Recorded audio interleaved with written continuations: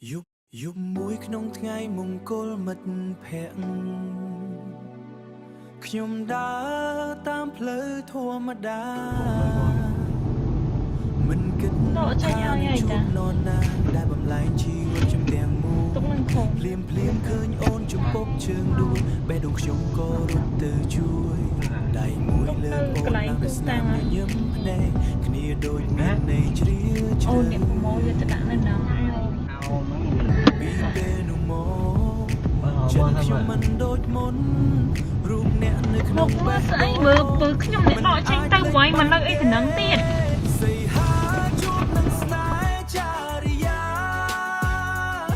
ក្នុងពេលលាមួយដោយចៃដន្យខ្ញុំមិនដឹងទេការជួយមិនបានព្រៀងនៅថ្ងៃនោះខ្លាចជាស្នេហ៍អស់មួយជីវិតឆ្លងកាត់ជុំភ្លៀងជាឆ្ងាយយ៉ាង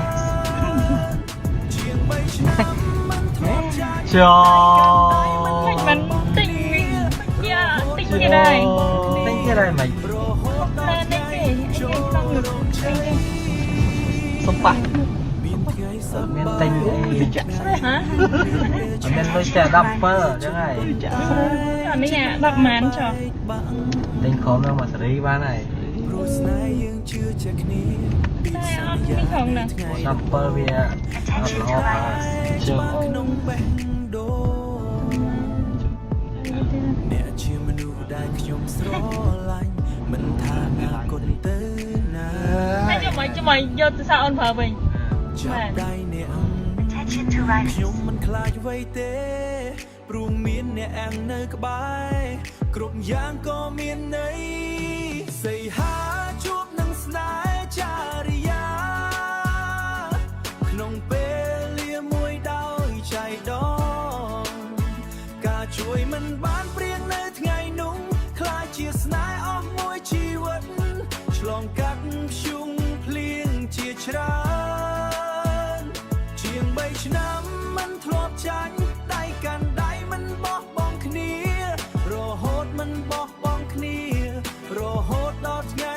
ចូលរោងជ័យថ្ងៃនេះយើងឈរជាមួយគ្នាក្រោមពន្លឺភ្លើងអាពាហ៍ពិពាហ៍ស្នេហ៍ដែលចាប់ផ្ដើមដោយចៃដន្យខ្លាចជាពិតក្នុងថ្ងៃនេះ